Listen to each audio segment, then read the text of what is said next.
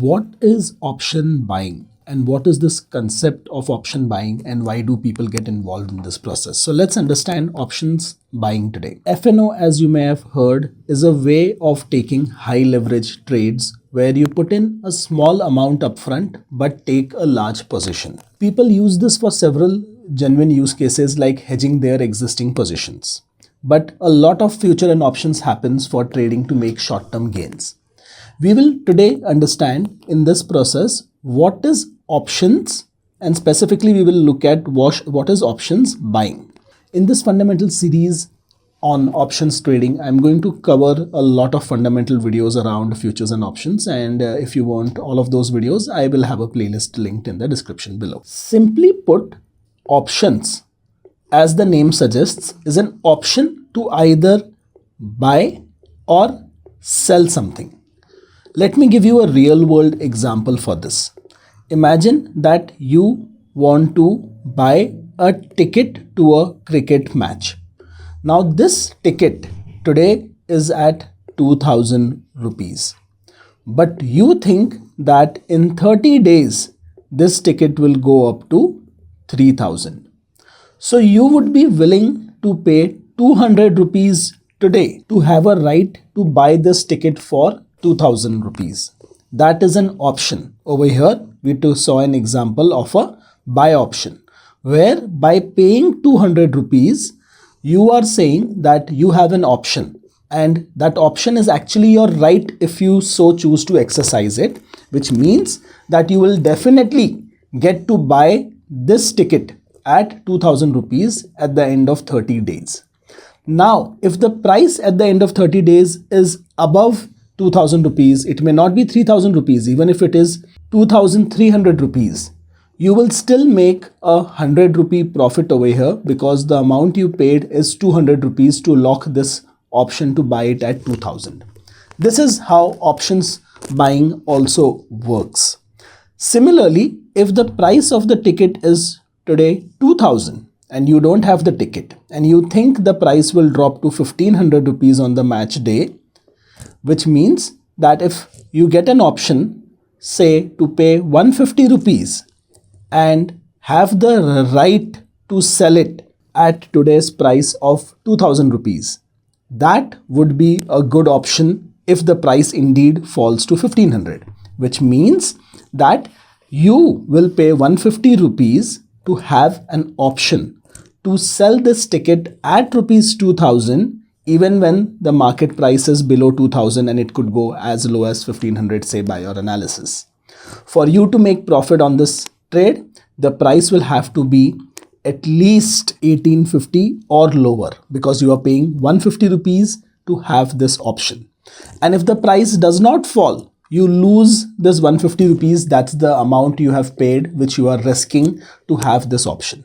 Now, of course, this is a contract. Options are a contract, which means when you are buying this right to sell it at 2000 rupees, there is someone at the other end of the trade who is saying, okay, I will buy it. Now, this is options trading as simple as it gets. You basically pay an amount. Suppose let's take our example of a ticket which you expect will go from 2000 to 3000 and you are paying a small premium, this term where this 200 rupees that you could pay to get this right to sell it for 3000 rupees. This is called a premium. Now the actual market, the spot market may end anywhere. It could go down, it could go up. But if your view of the market is that it's going to go up and it's going to go up enough for you to pay 200 rupees and still make a profit, that could be a profitable trade. So let's understand the key concepts over here. Rupees 2000 is the strike price at which you have the right to buy this ticket. The premium over here, which you are paying 200 rupees, is the amount you have paid to have this right. Now there is one more key concept called expiry. Now all of these contracts have expiry. Now when we go to the stock market, there is weekly and monthly expiries which we will look at. But in this case, this contract has a finite date to it, that as on this date, this right, I will cede to have this right, or this is the date on which I have the right. This is the closing mark. This is the time at which I would have the right to do this. Now the value of this premium during this entire, say there are 20 days to go for this cricket match, the value of this premium will keep fluctuating based on what the actual spot market, which is the current price of this ticket, and it would keep fluctuating on the basis of people's perception. And the time left to this trade or to this match will also be a factor which is called time value. Now let me give you an example of the time value with the same cricket ticket in place. If I am someone selling a ticket to a cricket match, I would know that, hey, if there are 30 days for this cricket match, I can try selling a 2000 rupee ticket for rupees 3000 and wait. But as I get closer to the day of the match and say I am 1 day away from the match, I could get jittery and say, hey, if I don't sell this ticket, I will lose everything. This will go to zero. And that is why the volatility in price, which is caused by time, always goes down to zero when the expiry time comes. So the time value which we discuss of this premium that we are paying is zero. Now to understand time value, let me also help you understand something called intrinsic value and time value separately. Before going down to this, we will see a live example as well, where we will understand two types of options. We will cover these two options in detail in the next video as well. But for now, for simplicity, there are something called call options and put options. Call options are the options where you have the right to buy something, and put options are the options where you have to have the right to sell something at a certain price or at a given expiry. So call and put. Call, that you will buy something. So if you're expecting that the market will go up, you lock in the price at which you can buy something. Put, you buy a put option when you expect the market to fall and you lock in the high price at which you want to sell something. Now we will go and look at this example of cricket match in the real markets by looking at a Nifty 50 example. Over here, I have several call and put options which have been listed over here. I am going to pick a Nifty 19th December 24,500 rupee call option. So I'm going to click on this and let's look at some details over here. The premium for this is 117 rupees. The current market is at 24,396.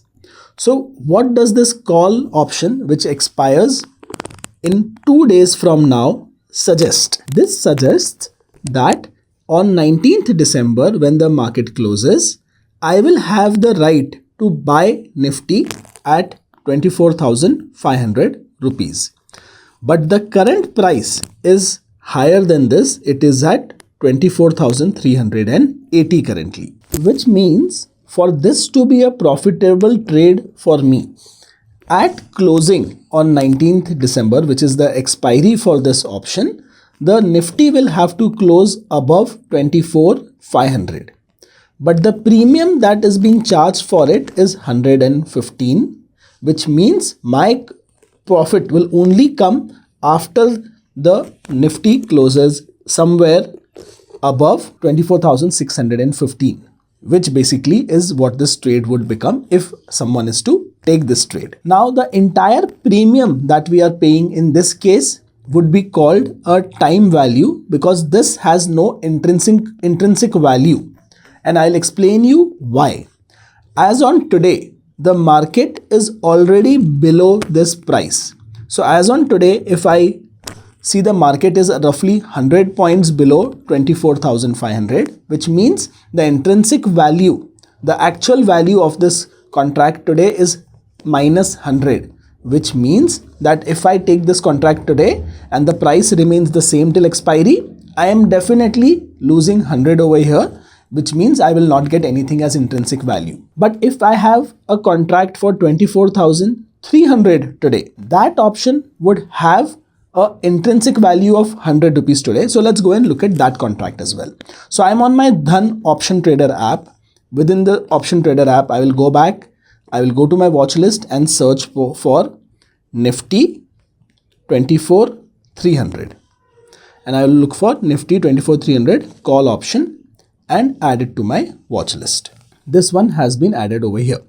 If I click on this, you will notice a 24,300 call option where the current market is at 24,400, which means as of today, if the market is to end over here and I hold this call option, I have a 100 rupee profit which would be realized immediately. This 100 rupee of value, which is the actual profit someone would make if the trade is to close at these prices, is called intrinsic value.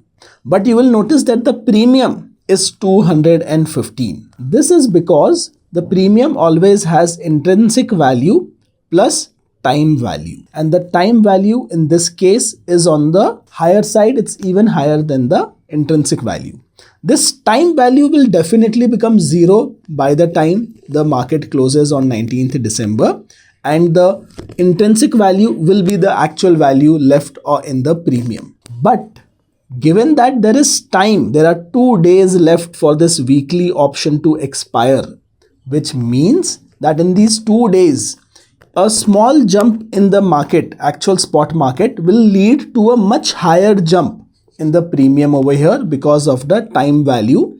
Because there is more time, people would assume that there is momentum and the price could go up even higher. So people start to inflate the price of the premium. But if the market goes down, this would also go down drastically at the same time.